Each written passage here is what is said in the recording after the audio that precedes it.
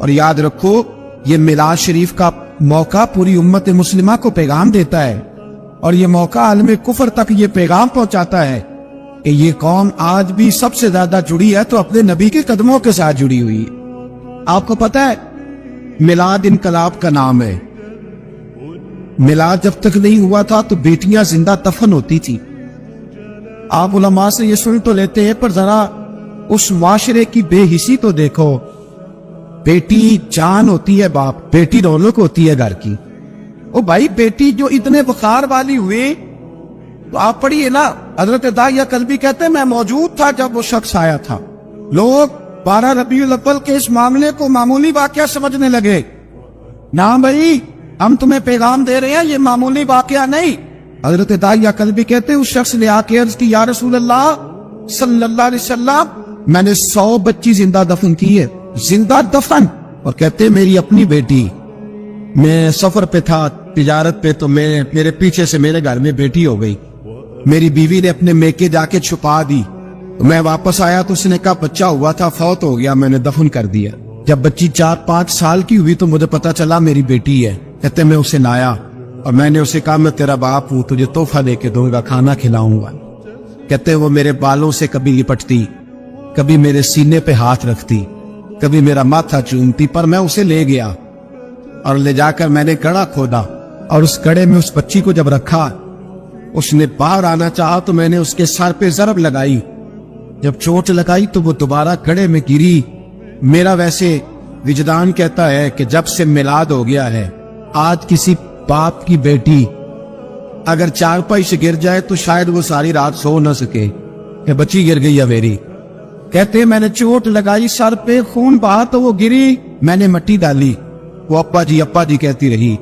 تو داعیہ کلبی کہتے وہ بتا رہا تھا، اور نبی کریم بار بار اپنی چادر کا پلو اٹھاتے تھے اور اپنے آنسو پوچھتے تھے، بار بار چادر کا پلو اٹھاتے تھے اور آنسو پوچھتے تھے، بار بار اٹھاتے تھے آنسو پوچھتے تھے۔ حضرت داعیہ کلبی کہتے حضور نے پوچھا تیری جرت کیسی ہوئی، تو حوصلہ کہاں سے لایا؟ اس نے کہا محبوبہ پتہ نہیں، لیکن قربان جاؤ یا رسول اللہ صلی اللہ علیہ وسلم، میں نے آج سویرے آپ کے کسی صحابی کو یہ کہتے سنا ہے کہ وما ارسلناک الا رحمتا للعالمین، تو وہ یہ رحمتا للعالمین کے لفظ ہے یہ تو میں نے اپنی مرتی ہوئی بیٹی سے سنے تھے۔ تو آج جب میں نے اس کی زبان سے سنے تو میں نے کہا تو انہیں جانتا ہے؟ کہا جانتا ہوں۔ کہا مجھے بھی لے چل۔ تو حضور میں آپ کے دروازے آیا ہوں، رب معاف کر دے گا؟ تو میرے حبیب نے فرمایا چل پڑھ کلمہ، جو میرا کلمہ پڑھ دے اللہ اس کے سارے گناہ معاف کر دیا کرتا ہے۔ بھائی غلاموں کے ساتھ ظلم، حضرت بلال حبشی، حضرت بلال کے بارے میں بڑے واقعات ملتے ہیں۔ ایک واقعہ بڑا منفرد لکھا ہے کتابوں میں۔ حضرت بلال سے لوگوں نے کہا آپ نبی پاک سے متاثر کیسے ہوئی؟ تو جناب بلال کہنے لگے میں زیادہ لوگوں کو، مکے کے لوگوں کو جانتا ہی نہیں تھا، جو کہ میری ڈیوٹی تھی گھر میں کام کرنے کی، اور مجھے سخت سزا ملتی تھی امیہ بن خلف کی طرف سے۔ بلکہ تحقیق یہ ہے کہ یہ عبداللہ بن جدعان کے غلام امیہ بن خلف نے تو جب انہوں نے کلمہ پڑھا تو پھر خریدا۔ عبداللہ بن جدعان کہنے لگا میں فارغ نہیں، آپ لے لیں، آپ اس کو سزائیں دیں۔ تو کہتے میں ان کے گھر میں ہوتا تھا تو میں تو زیادہ لوگوں کو جانتا ہی نہیں تھا، کبھی مجھے موقع ہی نہیں ملا تھا باہر نکلنے۔ ہماری غلاموں کی کوئی زندگی نہیں ہوتی۔ آج تو ہر آدمی کہتا ہے نا میں کچھ چودھری سے لے کے کھاتا ہوں۔ یہ جو تیرے اندر حوصلہ ہے نا، یہ میرے رسول نے تجھے عطا فرمایا ہے، یہ میرے نبی نے تجھے دیا ہے، ورنہ تو غلام بکا کر۔ یہ حوصلہ تجھے رسالت مآب نے دیا۔ حضرت بلال کہتے ہیں میں ایک دن مجھے بخار چڑھ گیا بڑا تیز، میں لوگوں کو جانتا نہیں تھا۔ فرماتے مجھے تیز بخار چڑھ گیا تو ٹھنڈ بڑی سخت تھی، میرے مالک نے مجھے 23 کلو جو دیے پیسنے کو چکی پہ۔ کہتے میں بیمار تھا تو میں نے کچھ دوائی لی جو اس وقت موجود ہوتی تھی، تو میں نے ایک لحاف لیا، دودھ پیا تو مجھے نیند آ گئی۔ جب میں سویا تو میرا مالک آ گیا، اس نے آ کر کے مجھے سوئے ہوئے دیکھا تو کھینچ کر کمبل اتارا، رضائی اتاری، لحاف اتارا، کہنے لگا اب تیری سزا یہ ہے کہ تو کھلے میدان میں بیٹھے گا، وہاں چکی پیسے گا، اور دوسری سزا یہ ہے کہ تجھے قمیض پہننے کی بھی اجازت نہیں۔ حضرت بلال کہتے تیز بخار، ٹھنڈ کا عالم، اور جب میں چکی پیس رہا تھا تو رو رہا تھا، اور میں پوچھ رہا تھا خدایا ہمارے نصیب۔ سیدنا بلال حبشی رضی اللہ تعالیٰ عنہ فرماتے میرے دروازے کے قریب سے رسول پاک گزرے اور مجھے ہائے ہائے کرتے دیکھا تو دستک دی۔ میں نے کہا کون ہے؟ دروازہ کھلا ہے، آ جاؤ۔ محبوب اندر آئے تو پوچھنے لگے کیوں رو رہے ہو؟ میں نے کہا جاؤ اپنا کام کرو، یہاں دکھ سارے پوچھتے ہیں، مداوا کوئی نہیں کرتا۔ کہتے میں نے سخت جملے کہے معاذ اللہ، حضور چلے گئے، اور جب حضور جا رہے تھے تو میں کہہ رہا تھا بس جا رہے ہو نا، میں نے پہلے ہی کہا تھا جاؤ۔ کہتے قربان جاؤں، تھوڑی دیر گزری تو اللہ کے رسول کے ہاتھ میں گرم دودھ کا پیالہ تھا، کھجوریں تھی، حضور تشریف لائے اور کریم رسول نے مجھے کھجوریں دی، دودھ پلایا اور کہا چل جا کمبل میں بیٹھ جا۔ تو میں نے کہا چکی کون پیسے گا، وہ تو بڑا مارے گا۔ کہتے ہیں لوگوں اس نبی کا میلاد اور معراج بھول نہ جانا، اس رسول پاک کی محبتوں میں کمی نہ آنے دینا، اس محبوب کا نعرہ ساری دنیا میں لگا دینا۔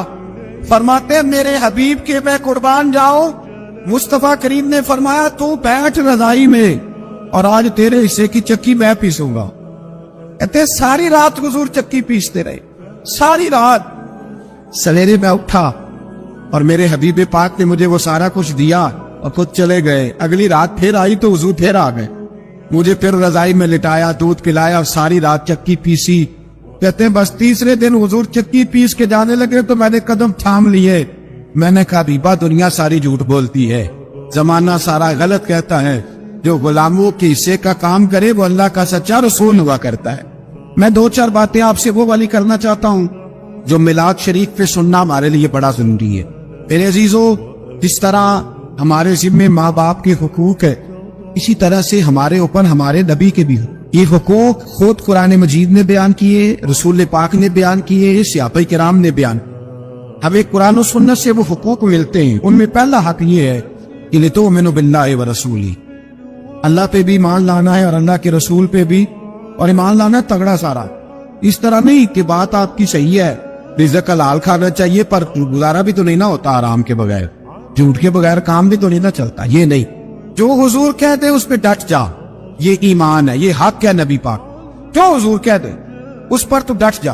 ایک صحابی تھے حضرت سراقہ بن مالک رضی اللہ تعالیٰ عنہ، نبی پاک نے فرمایا تھا اس وقت تک موت نہیں آئے گی۔ کسرا کا ایک بادشاہ تھا تو وہ بڑے وزنی سونے کے کنگن پہنا کرتا تھا، اور جب وہ کوئی بات کرتا تھا نا، فیصلہ کرتا تھا تو کنگن ہلاتا تھا۔ عرب کے اندر مشہور تھا کنگنوں والا بادشاہ، سونے کے موٹے کنگن اس نے پہنے ہوئے۔ نبی پاک صلی اللہ علیہ وسلم نے حضرت سراقہ سے کہا تھا اس وقت تجھے موت نہیں آئی گی جب تک کسرا کے کنگن تیرے ہاتھوں میں نہیں آ جائے۔ ایک جنگ کا موقع تھا، کافر قلعہ بند ہو گئے، انہوں نے نا بہت بڑا ایک قلعہ تھا، بڑی دیواریں تھی، اندر سے کنڈی لگا لی، باہر نہیں نکلتے تھے۔ مسلمانوں کی مجبوری تھی کہ وہ باہر نکلے تو جنگ کریں۔ ایک منجنیق ہوتی تھی، جس طرح غلیل نہیں ہوتی، اس طرح دو بانس بہت لمبے باندھ کے تو اس کے اندر جس طرح وہ چولہا ہوتا تھا بچوں کا کہ پینگا کی دسی اس طرح اس کو بنایا جاتا تھا، اور پیچھے اس کے اندر گولا رکھ کے لوگ کھینچتے تھے پیچھے، اور جب چھوڑتے تھے تو وہ جا کے دشمن پہ لگا کرتے۔ اسی کو دیکھ کر پھر توپ ایجاد کی گئی۔ حضرت سراقہ بن مالک کہنے لگے اس منجنیق میں مجھے بٹھاؤ اور کھینچ کے اندر پھینکو، میں اندر سے جا کے دروازہ کھول دیتا ہوں، ایمان کی بات کر رہا ہوں، اندر جا کے دروازہ کھولتا ہوں۔ تو صحابہ کہنے لگے پہلی تو بات یہ ہے کہ جب تو اندر گرے گا تو تیری ہڈی پسلی کوئی نہیں بچے گی، اور اگر بچ بھی گئی تو جن کے بیچ تو جائے گا وہ تجھے چھوڑیں گے، رسک نہ لے، تو نہیں بچے گا اگر اندر گیا تو۔ جناب سراقہ بن مالک آنکھیں کھول کے دیکھا، فرمانے لگے تم مجھے پھینکو، مجھے کچھ بھی نہیں ہوگا، بالکل بے فکر ہو کے پھینکو۔ کہا کس لیے؟ فرمایا اس لیے کہ میرے رسول نے فرمایا تھا تو اس وقت تک نہیں مرے گا جب تک کسرا کے کنگن نہیں آ جاتے۔ کنگن ابھی نہیں آئے، جب تک کنگن نہیں آئیں گے حضرت اسرائیل بھی کوئی نہیں آئیں گے۔ ساڈے نبی دی زبان ساڈے واسطے قرآن۔ حضرت سراقہ بن مالک کو پھینکا، اندر گئے، گرے بھی، دروازہ بھی کھولا، باہر بھی آئے، سارا کچھ ہوا، اور باہر آ کے لوگوں سے کہنے لگے تمہیں کہا نہیں تھا کہ میرے نبی کے فرمان بڑے سچے ہیں؟ وہ کچھ زمانہ گزر گیا، حضرت عمر کا دور آیا تو حضرت سراقہ بڑے بوڑھے ہو گئے، یہ آنکھیں جھک گئی، بال سفید ہو گئے، بیمار ہو گئے، ضعیفی آ گئی۔ اس وقت کسرا کا علاقہ فتح ہوا اور کنگن حضرت عمر کے پاس آئے، تو جناب عمر فاروق رضی اللہ تعالیٰ عنہ نے فرمایا جاؤ بلاؤ سراقہ کو۔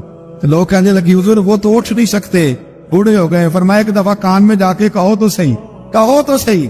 کہتے کان میں جا کر سراقہ کنگن آ گیا تو اس بوڑھے کو اللہ نے زلیخا کی طرح جوانی عطا اٹھے۔ اور حضرت عمر کے زمانے میں جب مسجد نبوی بھری ہوئی تھی، کسرا کے کنگن حضرت سراقہ نے پہنے تو صحابہ پھر میرے رسول کے نعرے لگا دے، کہنے لگے دیکھو میرے نبی نے جو فرمایا حق اور سچ فرمایا۔ ایمان کی مضبوطی لائیں۔ مسلمان کمزور باتیں کرتا ہے، اس کمزوری سے باہر آئے۔ یہ کہتا ہے میں مسلمان ہو جاؤں گا، نمازی ہو جاؤں گا تو دکان کیسے چلے گی، داڑھی رکھوں گا تو حالات کیسے بدلے گی۔ باہر آئے، ایمان میں مضبوطی لائے۔ پہلی بات حضور پہ ایمان لاؤ، دوسری بات نبی پاک کی تعظیم اور توقیر کرو، تعظیم مصطفیٰ کرو۔ کس طرح کرو، کس حد تک کرو، اس کی کیفیات کیا ہے، اس کا طرز کیا ہے، کتنی تعظیم کرنی ہے۔ تو وہ بھی عروہ بن مسعود ثقفی نے 1400 صحابہ کا کٹھا عمل بتایا ہے۔ جب وہ آئے نبی پاک کے پاس حدیبیہ کے موقع پر اور واپس گئے تو جا کے کہنے لگے میں دیکھ آیا ہوں، میں نے ساری زمانہ دیکھا ہے، پر جو ادب نبی پاک کی امتی اپنے نبی کا کرتے ہیں وہ میں نے کسی کا کرتے نہیں دیکھا۔ اور وہ ادب کس طرح کا؟ عروہ بن مسعود کہنے لگے ابو سفیان یار میں نے عجیب منظر دیکھا ہے کہ نبی پاک نے ناک سے ریٹھ نکالی ہے اور عثمان غنی جیسے مالدار آدمی نے اپنے ہاتھ پہ لے کے چہرے پہ ملنی ہے۔ میں نے عجیب منظر دیکھا ہے کہ حضور نے پانی منہ میں ڈالا کلی کرنے کے لیے اور بلغم مبارک نکلی ہے تو عبد الرحمن بن عوف جیسا سردار اور سیانہ بندہ اس کو لے کے چہروں پہ مال رہا ہے۔ اور میں نے دیکھا ہے عمر فاروق جیسے لوگ، عثمان غنی، مولا علی جیسے دلیر لائنوں میں کھڑے ہوئے کہ حضور کے جسم سے لگے ہوئے پانی کا ایک قطرہ ہمیں مل جائے اور اس قطرے کے ساتھ ہم اپنے وجود کو مس کریں تاکہ اللہ ہمیں بھی تبرک عطا فرما دے۔ صحابہ نے تعظیم رسالت مآب کا وہ منظر بیان کیا، وہ کیفیات بیان کی کہ لوگ آشش کر اٹھے اپنے دلوں میں حضور کی تعظیم۔ اور پھر ہے اطاعت رسول، جو حضور کی فرما برداری نہیں کرتا۔ نبی پاک نے فرمایا جو میرا ہوگا وہ میرے ساتھ جنت میں جائے۔ حضور آپ کا کون ہے؟ فرمایا جو میری مانے وہ میرا ہے۔ ہم کس کے غلام ہیں؟ بھئی غلام کی اپنی مرضی نہیں ہوتی، اس کی اپنی مرضی نہیں ہوتی، اس کی اپنی چاہت نہیں ہوتی، مرضی وہ جو اس کے آقا کی۔ اگر نبی پاک کے غلام ہے تو رنگ روپ نبی پاک جیسا ہونا چاہیے، اٹھنا بیٹھنا رسول پاک جیسا ہونا۔ اور کس طرح کا ہونا چاہیے؟ لو سنو ایک حدیث، یہ بخاری ہے اور دیگر کتب میں بھی موجود ہے۔ جب حضرت ابوبکر صدیق نبی پاک کو لے کے آئے نا یہاں مدینہ طیبہ، تو مدینے کے سارے لوگوں نے نبی پاک کی زیارت نہیں کی تھی، کچھ نے دیکھا تھا کچھ نے نہیں دیکھا تھا۔ جب یہاں لے کے آئے جناب صدیق اکبر تو کہتے ایک درخت کے نیچے دونوں بیٹھ گئے۔ اب حال یہ تھا کہ جس طرح کے کپڑے حضور کے تھے جناب صدیق اکبر کے بھی اسی طرح کے تھے، جس طرح کا لباس حضور نے استعمال کیا اسی طرح، اور جس طرح کا امامہ جناب محبوب نے باندھا ویسا ہی جناب صدیق اکبر نے۔ اور صحابہ کہتے ہیں اگر امامے کا ایک پیچ کہیں سے حضور کا ڈھیلا تھا نا تو جناب صدیق اکبر کا بھی ڈھیلا تھا۔ اس طرح ہر چیز رنگی ہوئی تھی حضور کے رنگ میں، کچا رنگ للاری والا تے جڑا چڑھدا لیندا رہندا، عشق تیرے دا رنگ محمد چڑھ جائے پھر نہیں لیدا۔ کہتے ہیں وہ ساری کیفیات وہی تھی۔ اب مدینے کے جن لوگوں نے دیکھا نہیں تھا نا، کچھ لوگ تو نبی پاک سے سلام لیتے ہاتھ چومتے بیٹھ جاتے اور کچھ حضور کے پاس ہی نہ آتے، جناب صدیق اکبر کے ہاتھ چومتے بیٹھ جاتے۔ حضرت صدیق اکبر سمجھ گئے کہ لوگوں کو دھوکا ہو رہا ہے، انہوں نے پتہ کیا کیا، ایک چادر لی، موسم تھا گرمی کا اور دھوپ نکلی ہوئی تھی، اگرچہ سائے میں بیٹھے تھے پھر بھی حضرت صدیق اکبر نے نبی پاک کے اوپر سایہ کر تاکہ لوگوں کو پتہ چل جائے جو سایہ کرنے والا ہے وہ غلام ہے اور جس پر سایہ کیا جا رہا ہے وہ آقا ہے، وہ آقا ہے۔ سایہ کر دیا جناب، اب لوگوں کو پتہ چلا۔ ہمارے علماء کہتے ہیں کس قدر زیادہ جناب صدیق اکبر نے اپنے آپ کو حضور کے رنگ میں رنگا تھا کہ کوئی پہچان نہیں سکتا۔ یہاں تو بھائی یورپ کے ممالک میں مسلمان حکمران کھڑے ہوتے تو پتہ ہی نہیں چلتا مسلمان کون سا ہے عیسائی کون سا ہے۔ جس طرح کی پینٹیں ان کی ہے اسی طرح کی ان کی ہے، جس طرح کے چہرے ان کے اسی طرح کی ان کے۔ مسلمان کی انفرادیت ہے، اس کا رنگ روپ بتاتا ہے کہ یہ رسول پاک کا ماننے والا۔ اب یہاں ایک بات اور میں کر جاؤں، لطیف بات ہے۔ یہاں بزرگ فرماتے وہ چند منٹوں کے لیے سایہ کیا تھا جناب صدیق اکبر نے نبی پاک کے اوپر، چند منٹوں کے لیے، تو حضور نے اس کا صلہ یہ دیا ہے کہ قیامت تک حضرت صدیق اکبر کی قبر پہ اپنے گنبد کا سایہ کر دیا ہے، قیامت تک کے لیے سایہ۔ تو امت کی سب سے بڑی ڈیوٹی لگائی ہے نبی پاک، وہ ڈیوٹی یہ ہے کہ امت نبی پاک کا دین آگے پہنچائے، یہ ڈیوٹی ہے امت کی۔ یہ پیغام آج آپ نے ضرور یاد رکھا، امت کی ڈیوٹی ہے کہ نبی پاک کا دین لے کے جائے۔ مدینے میں مرنے کی بڑی فضیلت ہے نا، لیکن حضرت بلال کی قبر کہاں ہے؟ ملک شام میں۔ اگر وہ فضیلت دیکھتے رہتے نا کہ مدینے میں دفن ہوں گا تو سیدھا جنت میں جاؤں گا، کام نہیں کر سکتے۔ اگر وہ فضیلت دیکھتے رہتے، مدینے میں مرنے کی بڑی فضیلت ہے، پر حضرت سعد بن ابی وقاص کی قبر چائنا میں، مدینہ کے اندر وصال کی بڑی فضیلت ہے، پر حضرت ابو ایوب انصاری کی قبر ترکی میں۔ भाई सहाबा फैल गए, गली गली नगर नगर गए, उन्होंने जगह जगह जाके नबी पाक का दीन फैलाया। तू 10,000 मस्जिद देख के फारिग हो जाता है? यहाँ लोग बड़ी जुबानें खोल खोल के कहते हैं उलमा कुछ नहीं करते, मौलवी सो गए। ओ खुदा के बंदो, 10-10 हजार रुपया लेके ये लोग 5 वक्त मस्जिदों में अजानें पढ़ते, और कभी लोगों के दुखों को जाके देखो तो पता चले क्या अशर है, क्या प्रोटोकॉल है मौलवी का मुआशरे, क्या एहतराम रह गया है, कौन सा दर्जा है। इसका दिल करता है वो 2-4 बातें करके गुजर जाता है, लेकिन उलमा की जिंदगियां कभी पढ़ के देखो। अगर दीन के चमन में बहार है तो इन उलमा की वजह से ही है। वो जो मोटे दरबारों के सजादा नशीन पीर है वो तो निकलते ही नहीं, वो तो किसी न किसी सियासी जमात के मेंबर है, वो कब निकलेंगे। जितने डंडे खाते हैं ये मौलवी खाते हैं। ओ यार, अभी तक इस उम्मत ने दुआए कुनूत याद नहीं की। रसूलुल्लाह के नाम लेने वालों को अभी तक हुजूर के 10 अशरा मुबशरा सहाबा के नाम याद नहीं। और यारो, इतना बड़ा जुल्म के नबी पाक की अज़वाज के नाम याद नहीं। इतनी बड़ी ज्यादती के लोगों को दीन के मोटे मोटे मसलों का नहीं पता। मेरे साथ दाएं बाएं जो लोग रहते हैं मैं उन्हें भी दीन ना सिखा सकूं। तेरी मेरी ड्यूटी है, हक ने कर दी है दोरी दोरी खिदमतें तेरे सुपुर्द, खुद तड़पना भी है औरों को तड़पाना भी है। मैदान में निकलना है करिया करिया, कूचा कूचा, नगर नगर। रसूलुल्लाह सल्लल्लाहु अलैहि वसल्लम के गुलामों, काम अभी खत्म नहीं हुआ। इकबाल कहा करते थे, नूर तौहीद का इत्माम अभी बाकी है, अभी दूर दूर तौहीद का नूर फैलाना है। 4.5 अरब काफिर को मुसलमान करना है, जो मुसलमान दीन से दूर है उन्हें करीब लाना है। हमारे जवानों को गलत गाइड किया जा रहा है, इन्हें बताया जा रहा है बुत पूजने वाला भी किसी न किसी रंग में अल्लाह को पूछता है। हुक्मरान कहते हैं चर्च भी चले जाओ तो कोई हर्ज नहीं, होली दिवाली में भी चले जाओ तो कोई हर्ज नहीं। ओ जालिमों, तुम्हें शर्म नहीं आई? तुम्हें खबर ना हुई कि जिन बुत पूजने वालों की होली में तुम गए हो, इन बुतों के खिलाफ ही तो सारी जिंदगी मेरे नबी ने जिहाद किया है। इन बुतों के साथ ही, इन बुतों के मानने वालों के खिलाफ ही तो हुजूर निकले।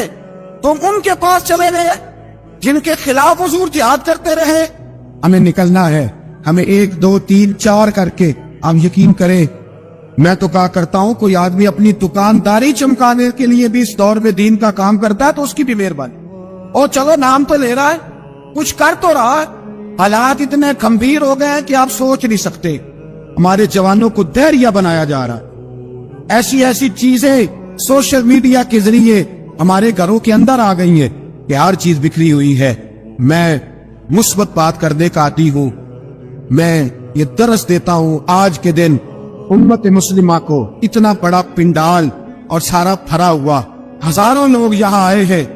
अभी एक साथी मुझे कह रहे थे आज तो वाकई आपने ईद बना दी है, एंज तो ईद पड़न जाहिदा हाई तो आपने। तो मैंने कहा मैं हम कौन होते हैं ईद बनाने वाले, ये तो ईद महबूब को पैदा करने वाले ने बनाए। ये तो वाकई ईद का समा लग रहा है। अजीज भाई याद रखो, आज के दिन मुसलमान को अहद वफा करना है। एक मकरान शाह बादशाह गुजरा है ईरान का, कुछ नरम दिल था। वो ना सैर करने निकला, दरमियान में पुल आता था, एक दरिया था, उसका पुल था, और पुल के उस पार जंगल था, सब्जा था, सैरगाहें बनी हुई थी। बादशाह वहां 2-4 दिन रहने का इरादा किया। जब बादशाह वहां पहुंचता है ना मकरान शाह, तो उसने देखा कि वहां 2-3 दिन क़याम करना है, झील है, सैरगाह है, वहां उसने रुकने का प्रोग्राम बना लिया। बादशाह तो अलहदा उसके लिए रिहाइश थी, सिपाही अलहदा रहते थे। यहाँ तो लोग कहते हैं ना वो पुलिस को डांटते हैं, पुलिस को पूछते हैं। और भाई पुलिस तो तुम्हारे मतहत होती है, पुलिस तो समझ गई है कि तुम किस तरह उनसे काम लेते हो, उनको तो तुम अपने तहत रखते हो। पुलिस वाले अलहदा रहते थे, उसके साथ जो सिपाही गए हुए थे, गनमैन गए हुए थे। मकरान शाह सैर सपाटे पे रहता था। एक बूढ़ी औरत थी, उसकी एक गाय थी, वो जंगल के अंदर बूढ़ी रहती थी, गाय उसकी वहां चरती रहती थी। शाम को वो गाय घर लौटती, बूढ़ी दूध पी के सो जाती। सिपाही उस बूढ़ी के पास आए, कहने लगे तेरी गाय बड़ी सेहतमंद है, हमारे हाथ बेच दे। बूढ़ी ने कहा मेरे बुढ़ापे का सहारा है, उसका दूध पी के मैं जिंदा हूं, बेचूंगी नहीं। वही वाला काम जो हमारे मुल्क में होता है कि कीमत के साथ जमीन देनी है कि मुफ्त देनी है। जब बड़े आदमी को पसंद आ जाती है तो कहते हैं मोल देनी है कि मुफ्त देनी है। देनी पड़ती है, गरीब है, क्या करें, मजबूर है, मजलूम है। कहा बूढ़ी औरत से सिपाहियों ने बेच दे, कहा नहीं, कहने लगे नहीं बेचेगी तो हम ले लेंगे। उस औरत की गाय जबरदस्ती सिपाही जिबा करके खा गए। बूढ़ी ने बादशाह तक पहुंचना चाहा, लेकिन उसको पहुंचने न दिया गया, मना कर दिया गया। उसकी रसाई ना हो सकी, गरीब औरत थी। जिस दिन मकरान शाह वापस आ रहे थे ना, सैर करके पुल से गुजर रहे थे, तो किसी ने बूढ़ी से कहा कि बादशाह गुजरेगा। वो छुप के पुल पे बैठ गई, और मकरान शाह जब पुल से गुजरने लगे तो बूढ़ी आगे आई और उसके घोड़े की लगाम पकड़ी।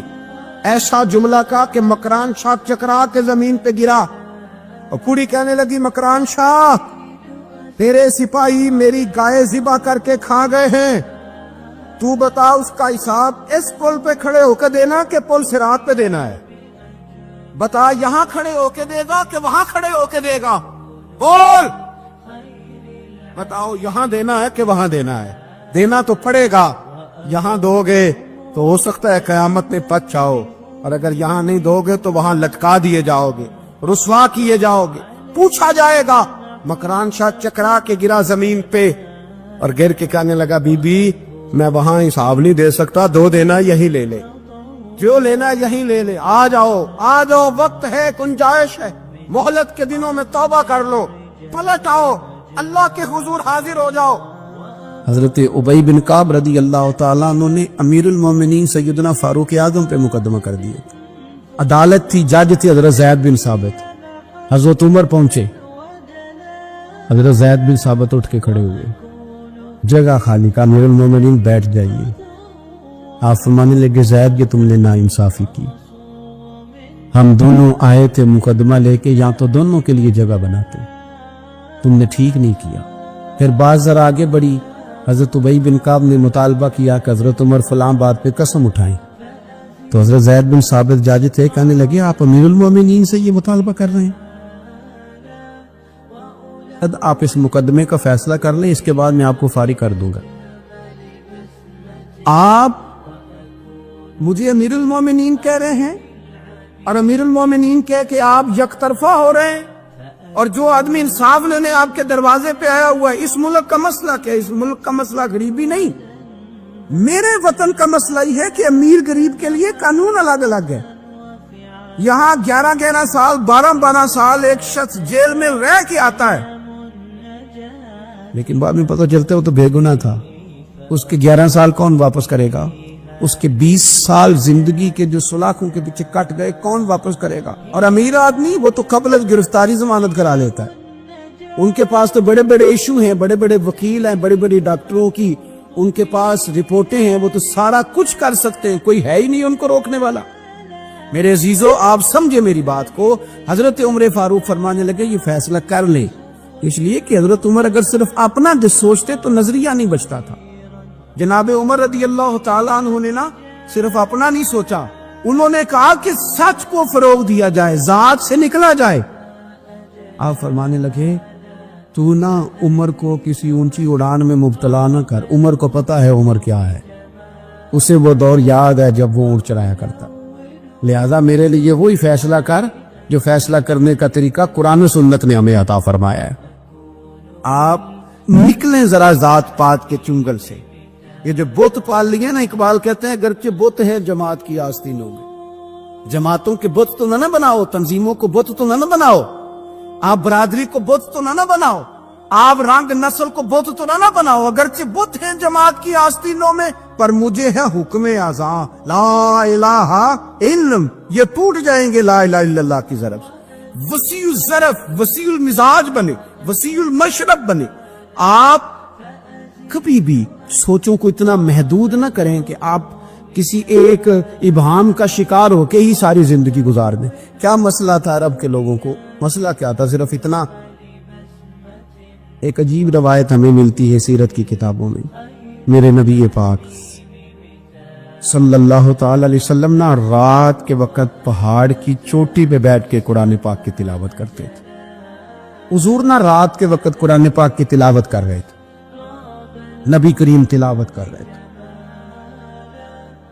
और जब यासीन वाले नबी खुद यासीन पढ़े, वद्दुहा वाले महबूब जब खुद वद्दुहा की तिलावत करें, मुदस्सर वाले महबूब जब खुद मुदस्सर पढ़े, तो अंदाज ही निरालो। हुजूर कुरान पाक की तिलावत कर रहे थे तो उस तिलावत की ना आवाज गूंजी, कहां तक पहुंची? ابو جال بھی کسی جھاڑی میں چھپ کے حضور کا قرآن سننے لگا.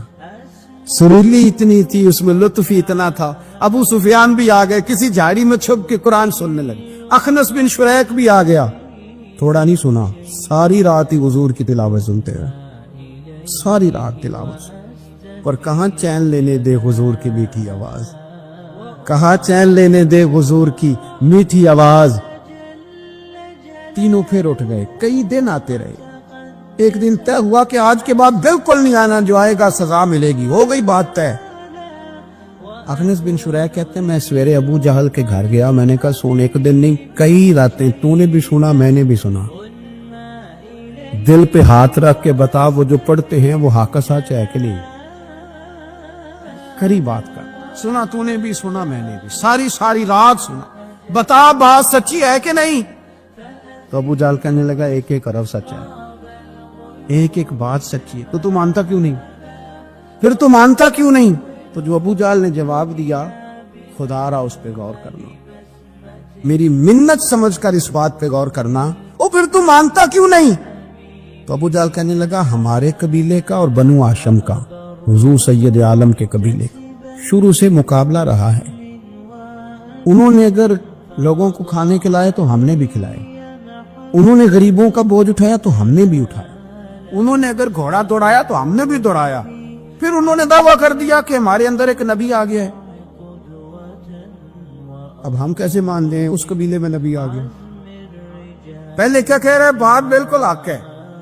اب کیا کہہ رہے ہیں, اس کے کہنے کا مطلب یہ ہے کہ اگر میرے قبیلے میں نبی آتا تو میں مان جاتا.